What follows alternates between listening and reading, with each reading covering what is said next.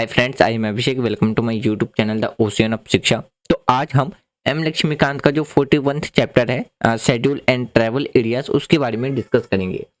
देखिए, ऑलरेडी हमने एम लक्ष्मीकांत का 40 चैप्टर तक कंप्लीट कर लिया है।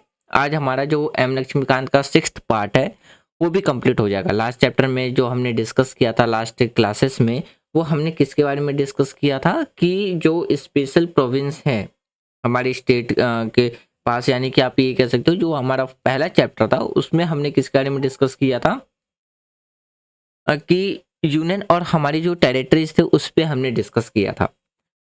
दो लेक्चर में डिस्कस किया था, पार्ट 1 और लेक्चर 1 लेक्चर 2 में दो पार्ट में हमने इसको डिस्कस किया था। फर्स्ट पार्ट में हमने जो डिस्कस किया था वो हमने डिस्कस किया था कि हमारा आर्टिकल 1 क्या कहता है, आर्टिकल 2 किस क्या कहता है, आर्टिकल 3 के बारे में हमने डिस्कस किया था। लेक्चर 4 में हमने लेक्चर 2 में हमने डिस्कस किया था union and it's territory acts और प्रोविंस के बारे में।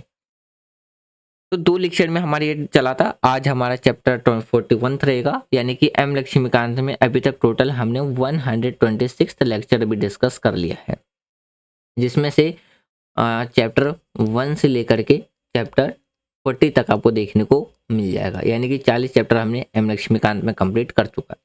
साथ साथ में जो प्रीवियस ईयर क्वेश्चंस पेपर है जो कि प्रीलिम्स में पूछे गए हैं उसको भी हमने क्या है डिस्कस किया है, जिसके रिगार्डिंग में आपको क्या है 17 लेक्चर देखने को मिल जाएंगे। यानी कि आप ये समझिए कि जो 1995 से लेकर के जो 2021 तक में अगर आप पॉलिटी का जो क्वेश्चन जब आप एनालाइज करोगे तो आधा से ज़्यादा क्वेश्चन आपको डायरेक्ट एम लक्ष्मीकांत से ही देखने को मिल जाएगा। डायरेक्ट क्वेश्चन है एम लक्ष्मीकांत के अंदर से।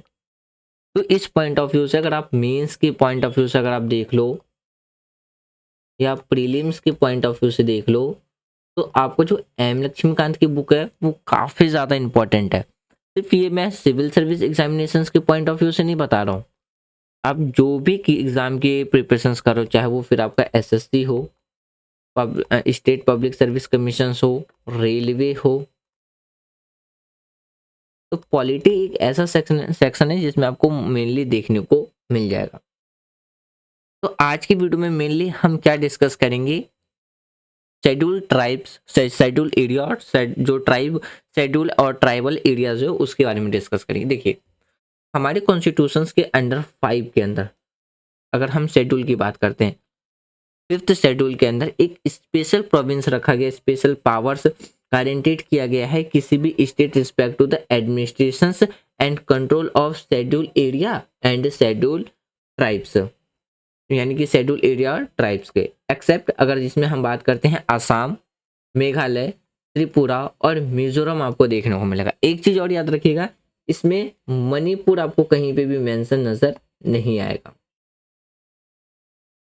फिर देखिए, अगर हम बात करते हैं अंडर 6th शेड्यूल में, तो इसमें स्पेशल अरेंजमेंट रखी गई है रिलेटिंग किससे, जो भी एडमिनिस्ट्रेशन है ट्राइबल एरिया, जैसे कि आपका नॉर्थर्न ईस्टर्न स्टेट जिसमें हम बात करते हैं आसाम, मेघालय, त्रिपुरा और मिजोरम एक्सेप्टेड हम मणिपुर की भी बात करते हैं।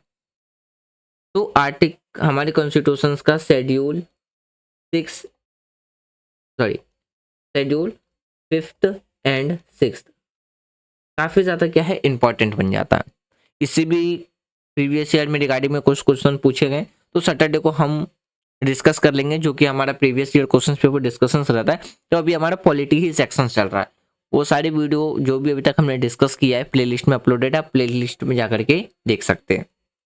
चलिए देखिए, सबसे पहले हम कॉन्स्टिट्यूशनल प्रोविंस की बात करते हैं, यानी कि संवैधानिक प्रावधान, यानी कि हमारे कॉन्स्टिट्यूशंस के अंदर कौन सा आर्टिकल है जो बात करता है शेड्यूल एरिया के बारे में। तो देखिए, अगर हम बात करते हैं अकॉर्डिंग टू आर्टिकल, जो कि अंडर दिस आर्टिकल 244 कॉन्स्टिट्यूशंस का 5th शेड्यूल एक स्पेशल पावर्स और गारंटी की बात करता है किसी भी स्टेट को विथ रिस्पेक्ट एडमिनिस्ट्रेशन कंट्रोल, जो कि शेड्यूल्ड एरिया है। ट्राइब्स अगर हम एक्सेप्टेड की बात करें, एक्सेप्ट आसाम, मेघालय, त्रिपुरा और मिजोरम की, जिसे हम शॉर्टकट में AMTM कहते हैं। तो इसे हम शॉर्टकट में क्या कहते हैं, AMTM कहते हैं। ए से मतलब हो गया आपका आसाम,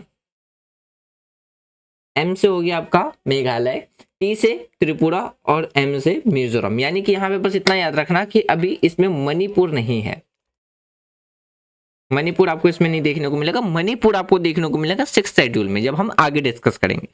तो देखिए इसमें अगर बात करते हैं फर्दर 6th शेड्यूल के अंदर, तो स्पेशल जो अरेंजमेंट है रिलेटिंग इसके एडमिनिस्ट्रेशन ऑफ जो ट्राइबल एरिया है, जिसमें हम बात करते हैं north eastern state, north eastern state, जिसमें आपका मणिपुर भी आपको देखने को मिलेगा। यानी कि इसमें AMTM के साथ साथ मणिपुर भी आपको देखने को मिलेगा 6th शेड्यूल में। लेकिन 5th शेड्यूल में मणिपुर आपको देखने को नहीं मिलेगा। हो सकता है स्टेटमेंट में यहाँ पे आप इसे कंफ्यूज करने के लिए मणिपुर डाल दे, बट मणिपुर आपको किस में देखने को मिलेगा? 6th शेड्यूल में, ना कि 5th शेड्यूल में। देखिए बात करते हैं एडमिनिस्ट्रेशन ऑफ शेड्यूल एरिया। अगर देखिए due to different so economic conditions of this scheduled area, these areas require a special attendance and the central government has greater responsibility of the for the same।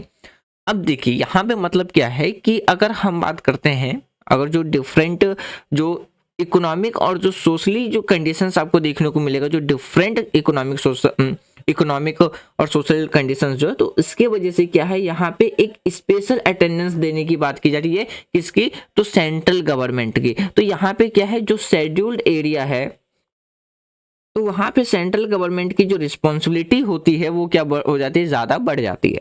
यहाँ पे आप हिंदी में भी देख सकते हैं कि देखिए अगर हम बात करते हैं इस अनुसूचित क्षेत्र में जो भी सामाजिक और आर्थिक जो विभिन्नताएं होती हैं, यानी कि जो डिफरेंसेस आपको देखने को मिलता है, परिस्थिति के कारण इन क्षेत्रों पर विशेष ध्यान देने की क्या होती है? आवश्यकता पड़ती है। और इसके लिए केंद्र सरकार की जो जिम्मेदारी है वो और भी ज्यादा क्या हो जाती है? बढ़ जाती है। तो अब आपको बताना, अभी जस्ट मैंने बताया था कि 5th शेड्यूल में कौन कौन सी स्टेट होती हैं। आप ऐसे कर सकते हो AM से आसाम, मेघालय, त्रिपुरा, मिजोरम, ऐसे याद कर सकते हो। देखिए अगर कुछ फीचर्स की बात करते हैं, जो किसके फीचर देखने को मिलेगा, वो किसका देखने को मिलेगा? 5th शेड्यूल का। सबसे पहले देखिए पहला फीचर देखने को मिलेगा declarations of scheduled area. Declarations of schedule area का मतलब है अनुसूचित क्षेत्र की घोषणा। The president may in consultations with the governor of the state declare and यानी कि alter its area and limits. मतलब क्या है? देखिए जो प्रेसिडेंट है स्टेट के गवर्नर के साथ कंसल्ट होके परामर्श के साथ इसमें इसके क्षेत्र और सीमा में परिवर्तन की घोषणा और परिवर्तन कर सकते हैं, यानी कि चेंजेस कर सकते हैं। दूसरा देखिए बात करते हैं executive power of state and centre. Executive power and state and centre का मतलब है राज्य और केंद्र की कार्यकारी शक्ति। The scope of executive power of the state is extensive but despite this the governor has special responsibility. The governor report to the president in administrative expect of such area the center can give instructions to the state for this area। अब मतलब क्या है इसका? देखिए अगर बात करते हैं राज्य की जो कार्यकारी शक्ति है का क्षेत्र जो विस्तारशीलता से आपको देखने को मिलेगा, यानी कि विस्तारशीलता होता है, लेकिन इसके बावजूद गवर्नर को क्या है? कुछ स्पेशल रिस्पॉन्सिबिलिटी दी गई है, और जिसमें गवर्नर ऐसे क्षेत्र में या एडमिनिस्ट्रेशन पहलुओं में राष्ट्रपति को, प्रेसिडेंट को एक रिपोर्ट पेश करता है, और केंद्र इन एरिया के लिए राज्य को इंस्ट्रक्शंस देने का काम करता है। ये कुछ फीचर्स आपको देखने को मिलेगा 5th शेड्यूल की। फिर देखिए अगला बात करते हैं ट्राइबल एडवाइजरी काउंसिल, जिसे हम TAC की बात करते हैं, जिसमें आपको क्या है? 20 मेंबर की कमेटी देखने को मिलेगी। तो देखिए इसमें बात करते हैं the state will have to set up a TAC, यानी कि tribal advisory committee to advise on welfare measures. अब मतलब क्या है इसका? देखिए जो राज्य है यानी कि जो स्टेट है वो कल्याणकारी जो भी यानी कि जो वेलफेयर मेजर्स है उसको सलाह देने के लिए क्या है? टैग की स्थापना की गई थी, मतलब ट्राइबल एडवाइजरी काउंसिल की स्थापना की गई थी, जिसमें 20 मेंबर आपको देखने को मिलेंगे। यानी कि इसमें कितने? 20 सदस्य शामिल होते हैं, जिनमें से जो 3/4 है वो आपको कहाँ देखने को मिलेगा? जो कि रिप्रेजेंटेटिव होते हैं शेड्यूल ट्राइब्स के। और फिर आपको देखने को मिलेगा किसमें, SLA का मतलब है यहाँ पे, तो देखिए मैंने भी आपको बताया था कि जो 3/4 जो रिप्रेजेंटेटिव होंगे इस जो शेड्यूल ट्राइब्स है वो कहाँ से, यानी कि स्टेट लेजिस्लेटिव असेंबली से रिप्रेजेंटेटिव होंगे। और डायरेक्शंस किसके द्वारा दिया जाएगा, प्रेसिडेंट के द्वारा डायरेक्शंस दिया जाएगा। किसको, तो जो आपका ट्राइबल एडवाइजरी काउंसिल्स है उसमें। देखिए अगर हम बात करते हैं tribal advisory committee can not be set up in state, there are the ST but so no scheduled area. अब इसका मतलब क्या है, देखिए अगर इसमें हम बात करते हैं कि राष्ट्रपति के निर्देश के अनुसार राज्य जहां ST का मतलब तो यानी कि आपको तो पता ही है, टैक जो फुल फॉर्म है ट्राइबल एडवाइजरी काउंसिल का, वो स्थापित नहीं हो। देखिए यहाँ पे क्या बात है, राष्ट्रपति के निर्देश के अनुसार राज्य जहां ST है लेकिन वहां कोई भी SC नहीं है, तो वहां पे जो टैग है यानी कि जो ट्राइबल एडवाइजरी कमेटी है वहां पे उसकी स्थापना यानी कि उसको सेटअप नहीं किया जा सकता। फिर देखिए बात करते हैं लॉज एप्लीकेबल टू SAS यानी कि शेड्यूल्ड एरियाज, जो आपको सेंट्रल और स्टेट, देखिए इसमें बात करते हैं जो कि अगर बात करते हैं द गवर्नर डायरेक्ट करता है वेयर एनी द सेंट्रल और state acts applies to such area और with any modification after consultations with the TAC यानी कि tribal advisory council, the governor may make regulations to ensure peace and good government for scheduled area.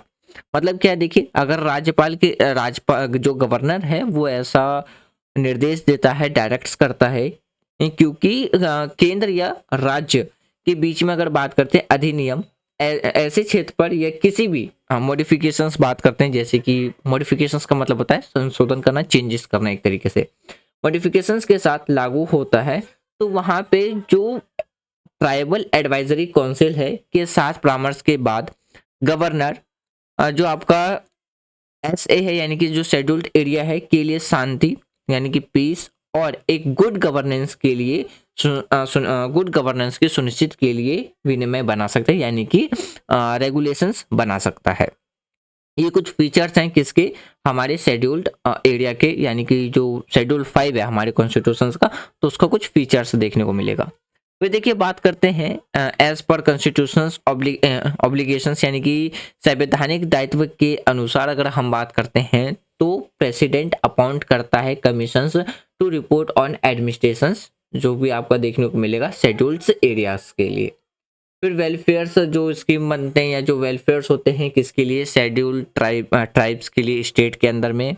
और बात करते हैं in context में तो 2 commissions जो है हमें देखने को मिलेंगे जो कि अपॉइंटेड किए गए थे। पहला था UN देवर जो कि 1960 में अपॉइंट किया गया था।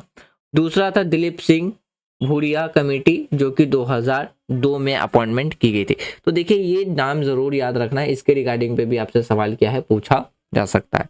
देखिए करेंटली अभी के टाइम पे बात करते हैं तो जो शेड्यूल एरिया है उसमें हमारी कंट्री में 10 स्टेट ऐसे हैं जो कि जिसमें आपको क्या है शेड्यूल्ड एरिया आपको देखने को मिलेगा। ये हम 2019 के डाटा के अकॉर्डिंग बात कर रहे हैं। पहला है आंध्र प्रदेश, तेलंगाना, झारखंड, छत्तीसगढ़, गुजरात, हिमाचल प्रदेश, मध्य प्रदेश, महाराष्ट्र, उड़ीसा और राजस्थान। तो यहाँ पे आपको क्या है शेड्यूल्ड एरिया आपको देखने को मिल जाएगा। अब बात करते हैं administration of tribal area schedule 6 के बारे में।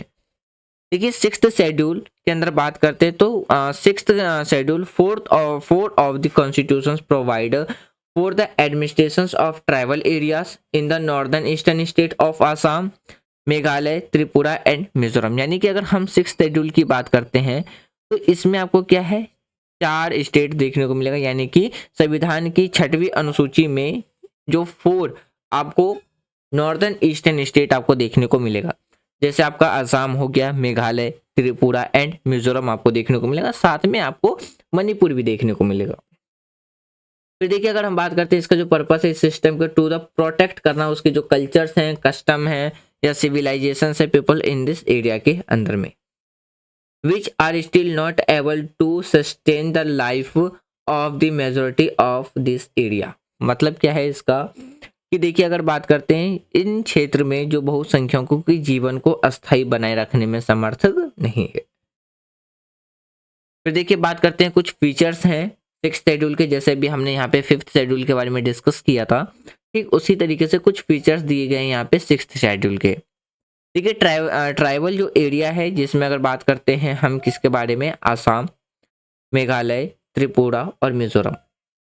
स्टेट क्या है इसमें कंस्टिट्यूट आपको ऑटोनॉमस डिस्ट्रिक्ट देखने को मिलेगा। अगर बात करते हैं ऑटोनॉमस डिस्ट्रिक्ट तो किसके अंदर में आता है, स्टेट एग्जीक्यूटिव अथॉरिटी के अंदर में आता है। तो इसमें गवर्नर के पास पावर रहता है उसको ऑर्गेनाइज करने का और रीऑर्गेनाइज जो भी ऑटोनॉमस डिस्ट्रिक्ट्स है, और divide into multi autonomous region, यानी कि अलग अलग मल्टीपल ऑटोनोमस रिलीजन्स में डिवाइड करने का ये पावर आपको किसके पास देखने को मिलेगा, स्टेट के गवर्नर के पास देखने को मिलेगा। अगर हम हर एक ऑटोनोमस डिस्ट्रिक्ट की बात करते हैं तो इसमें आपको क्या है, डिस्ट्रिक्ट काउंसिल में आपको 30 मेंबर्स नजर आएंगे। कितने साल के लिए, 5 साल के लिए। फिर देखिए बात करते हैं जो which are elected 26 year and, जिसमें आपको 26 इलेक्टेड होते हैं और 4 नॉमिनेटेड होते हैं, और वो नॉमिनेटेड किसके द्वारा किया जाता है, गवर्नर के द्वारा किया जाता है। अगर हम ईच ऑटोनोमस की बात करते हैं, रीजन आल्सो सेपरेट रहता है रीजनल काउंसिल्स के बेस पे। देखिए बात करते हैं डिस्ट्रिक्ट एंड रीजनल काउंसिल्स जो एडमिनिस्ट्रेटर है वो area within their jurisdictions and they have a power to make laws on land, forest, canal water and centre other matters. मतलब क्या, देखिए जिला और जो क्षेत्रीय परिषद है अपने अधिकार क्षेत्र के क्षेत्रों का प्रशासन करती है, एडमिनिस्ट्रेट करती है, और उन्हें जैसे लैंड के लिए, फॉरेस्ट के लिए, या कैनल वाटर कैनल के लिए, या अदर मुद्दे पर कानून बनाने का भी क्या है, अधिकार उनके पास रहता है। लेकिन ऐसे कानून के लिए राज्यपाल की सहमति की आवश्यकता, यानी कि कंसल्टेशन, ये रिक्वायरमेंट कंसिस्ट होना भी क्या है, जरूरी है।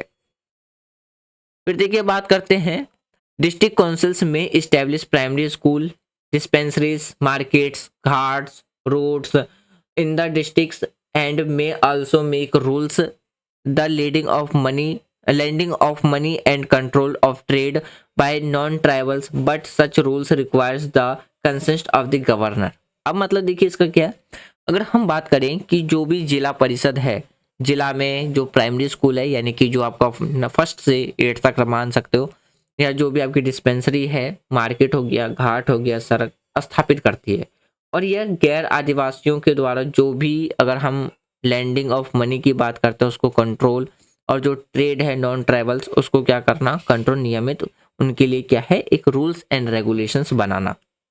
लेकिन ऐसे नियमों के लिए भी क्या है, आपको उसमें क्या देखने को मिलेगा कि गवर्नर का कंसेंट होना, यानी कि उनकी एडवाइस होना क्या है, कंपलसरी, यानी कि अनिवार्य, रिक्वायर्स इसमें रखी गई है। फिर देखिए बात करते हैं सेंटर और state acts do not apply to autonomous districts and autonomous regions और apply with specified modifications and express, यानी कि एक्सेप्टेशंस। मतलब क्या है इसका, देखिए केंद्र या राज्य के द्वारा जो एक्ट्स बनाए जाते हैं वो जिला यानी कि जो डिस्ट्रिक्ट ऑटोनॉमस है या जो रीजनल ऑटोनॉमस है पर लागू नहीं होते हैं। या हम बात करते हैं जो भी निर्देश हैं या जो मॉडिफिकेशंस किए गए हैं या जो भी आपको एक्सेप्शंस देखने को मिलेंगे, एक्सेप्शंस के साथ लागू होते हैं।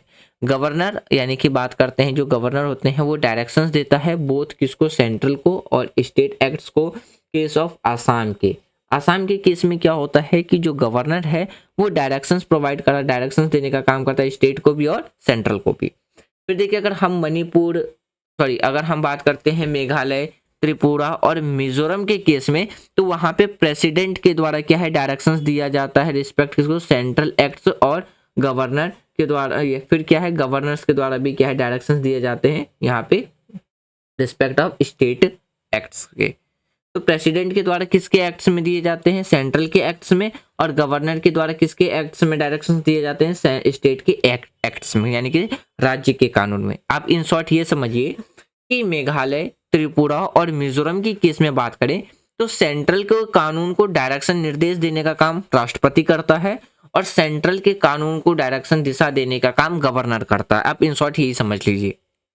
फिर देखिए गवर्नर की बात करते हैं तो वो अपॉइंट करता है कमीशंस टू इन्वेस्टिगेट के लिए और रिपोर्ट किसी भी मैटर के लिए जो कि रिलेटेड है किसके administrations of the autonomous regions and also dissolve the direct and regional council on the recommendations of such commission. अब मतलब क्या है इसका, देखिए गवर्नर के द्वारा अपॉइंट किया जाता है, बात करते हैं कि क्षेत्र की जो प्रशासन से संबंधित किसी भी मामले की जांच के लिए रिपोर्ट करने के लिए एक आयोग की नियुक्ति कर सकता है गवर्नर।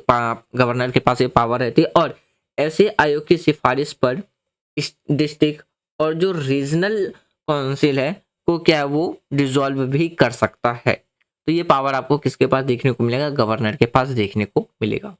तो फ्रेंड्स ये था हमारा आज का चैप्टर जिसमें हमने शेड्यूल्ड एरिया और शेड्यूल्ड ट्राइब्स के बारे में, यानी कि आप कह सकते हो शेड्यूल्ड और शेड्यूल्ड एरिया एंड ट्राइबल के बारे में हमने डिस्कस किया। इन शॉर्ट आप ये भी कह सकते हो जिसमें हमने शेड्यूल 5 और शेड्यूल 6 के बारे में डिस्कस किया। हमारा कॉन्स्टिट्यूशन आर्टिकल 244 क्या कहता है, शेड्यूल 5 और 6 क्या कहता है, उसके क्या फीचर्स हैं, प्रेसिडेंट के पास क्या पावर है इसके रिगार्डिंग में, या हम बात करते हैं गवर्नर के पास क्या पावर है, कौन कौन से स्टेट शेड्यूल्ड एरिया में आते हैं, ये सब चीज़ें हमने डिस्कस किया। अब जो अगला वीडियो हम डिस्कस करेंगे वो एम लक्ष्मीकांत का हम 7th पार्ट डिस्कस करेंगे जो कि है कॉन्स्टिट्यूशनल बॉडी। जब पार्ट 7 कंप्लीट हो जाएगा तब उसके बाद हम 8th पार्ट डिस्कस करेंगे जो कि है नॉन कॉन्स्टिट्यूशनल बॉडी। तो इस तरीके से अब हमारा एम लक्ष्मीकांत जब खत्म हो जाएगा तब उसके बाद हम क्लास 9 से 12 तक इकोनॉमिक्स से स्टार्ट करेंगे। इकोनॉमिक्स ऑलरेडी 9th कंप्लीट हो चुकी है, 10th 11th 12th कंप्लीट कर लेंगे। वीडियो के रिगार्डिंग में आपको कोई भी सजेशन देना है तो कमेंट बॉक्स ओपन है, आप कमेंट बॉक्स में दे सकते हैं। यदि आपको वीडियो पसंद आ रही है तो आप वीडियो को ज़्यादा से ज़्यादा लाइक करें, शेयर करें एंड चैनल को सब्सक्राइब कर लें। Thanks for watching friend, take care, जय हिंद।